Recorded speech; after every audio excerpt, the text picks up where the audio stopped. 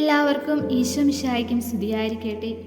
Augustine തൻ്റെ ആത്മകഥയുടെ അവസാന ഭാഗങ്ങളിലായി ഇങ്ങനെ എഴുതുന്നുണ്ട്: എന്നെ സൃഷ്ടിക്കുകയും ഞാൻ എന്നെ മറന്നപ്പോൾ പോലും എന്നെ മറക്കാതിരിക്കുകയും ചെയ്ത ദൈവമേ, തുടർച്ചയായി പല പ്രകാരത്തിൽ നീ എന്നെ വിളിക്കുകയും പ്രേരിപ്പിക്കുകയും ചെയ്തിട്ടും ദൂരെ നിന്ന് എനിക്ക് നീ വിളിക്കുന്നത് കേട്ട് നിന്റെ നേരെ തിരിയുവാനും വിളി കേൾക്കുവാനും കഴിയാതെ പോയി.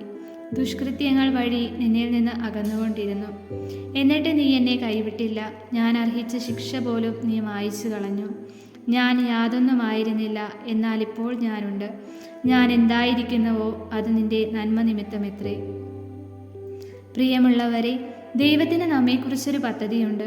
അത് നമ്മുടെ നാശത്തിന് വേണ്ടിയല്ല, മറിച്ച് നമ്മുടെ ക്ഷേമത്തിന് വേണ്ടിയുള്ള പദ്ധതിയാണ്. ഉൽപ്പത്തി പുസ്തകത്തിൽ നാം കാണുന്നുണ്ട്, ദൈവം കരയും കടലും ആകാശവും ഭൂമിയും സസ്യങ്ങളും ജീവജാലങ്ങളും ഒക്കെ സൃഷ്ടിച്ചു. ദൈവം താൻ സൃഷ്ടിച്ച എല്ലാം നോക്കിയിട്ട് പറയുന്നുണ്ട്, ഇനി ഞാൻ എൻ്റെ രൂപത്തിലും ഛായയിലും മനുഷ്യനെ സൃഷ്ടിക്കാമെന്ന്. അങ്ങനെ മനുഷ്യനെ സൃഷ്ടിച്ചു. എന്നിട്ട് ഭൂമിയെ നോക്കി ദൈവം പറയുന്നു, ഇപ്പോൾ ഭൂമി വളരെ നന്നായിരിക്കുന്നുവെന്ന്. എന്തിനു വേണ്ടിയാണ് ദൈവം തൻ്റെ സ്വന്തം രൂപത്തിലും ഛായയിലും മനുഷ്യനെ സൃഷ്ടിച്ചത്? അവിടുന്ന് തന്നോടുകൂടി ആയിരിക്കുവാൻ വേണ്ടി.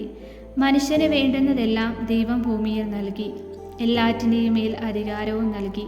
ഇത്രയുമൊക്കെ ചെയ്തു തന്ന ദൈവത്തെ മറന്ന് അവിടുന്ന് സൃഷ്ടിച്ച വസ്തുക്കളുടെ പുറകെ ഓടുന്ന ജനതയാണ് നാം അന്നും ഇന്നും കാണുന്നത്. സമ്പത്തിൻ്റെയും അധികാരത്തിൻ്റെയും വികാരങ്ങളുടെയും പുറകെ പരക്കം പായുന്ന ഒരു ജനം. ഇങ്ങനെ ദൈവസ്നേഹം മറന്ന് സൃഷ്ടിയെ സ്നേഹിച്ച് തൻ്റെ മനസാക്ഷിയുമായി 33 വർഷം പോരാടി ജയിച്ച വിശുദ്ധനാണ് അഗസ്റ്റിൻ. സത്യവിശ്വാസത്തെ പറ്റിയുള്ള യഥാർത്ഥ അറിവ് അഗസ്റ്റിൻ്റെ ജീവിതത്തെ മാറ്റിമറിച്ചു. പാപികളിൽ വലിയവൻ ദൈവസ്നേഹത്തിൻ്റെ മുഖ്യ ആസ്വാദകനായത് എപ്രകാരമാണെന്ന് നാം അറിയണം. നമുക്കൊക്കെ പശ്ചാത്താപം അപൂർണമാണ്. എന്നാൽ അഗസ്റ്റിൻ്റെ പശ്ചാത്താപത്തെ പോലെ പൂർണ്ണമായ പശ്ചാത്താപം നമുക്കുണ്ടെങ്കിൽ നമുക്കും ഒരു വിശുദ്ധനും വിശുദ്ധയുമായി തീരുവാൻ സാധിക്കും.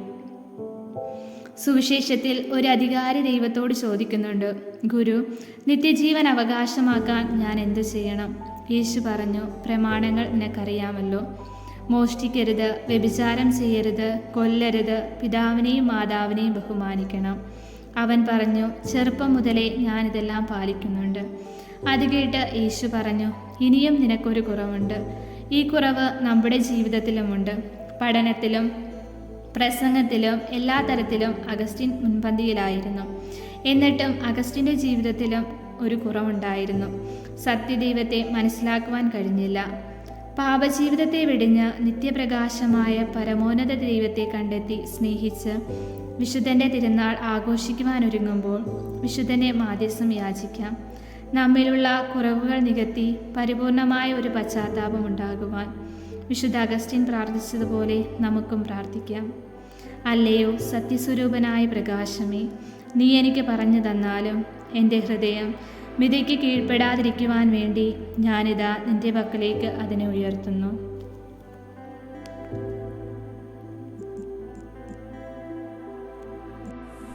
സമാപന പ്രാർത്ഥന. സ്നേഹപിതാവായ ദൈവമേ, വിശുദ്ധ അഗസ്തീനോസിനെ ഞങ്ങൾക്ക് മാതൃകയായി നൽകിയ അങ്ങേ സ്നേഹത്തെ ഓർത്ത് ഞങ്ങൾ അങ്ങേ സ്തുതിക്കുകയും ആരാധിക്കുകയും മഹത്വപ്പെടുത്തുകയും ചെയ്യുന്നു. ഈ മഹാവിശുദ്ധന്റെ ആത്മീയതയും പഠനങ്ങളും വഴി ഞങ്ങളെ ഈ കാലഘട്ടത്തിന്റെ അഗസ്തീനിയൻ ചൈതന്യവാഹകരാക്കണമേ. അതുവഴി ഈ ലോകത്തിൽ തിരുസഭയുടെ ആവശ്യങ്ങൾ തിരിച്ചറിഞ്ഞ് വർത്തിക്കുവാൻ ഞങ്ങളുടെ പ്രയത്നങ്ങളെ അങ്ങ് നയിക്കണമേ. ആമേൻ.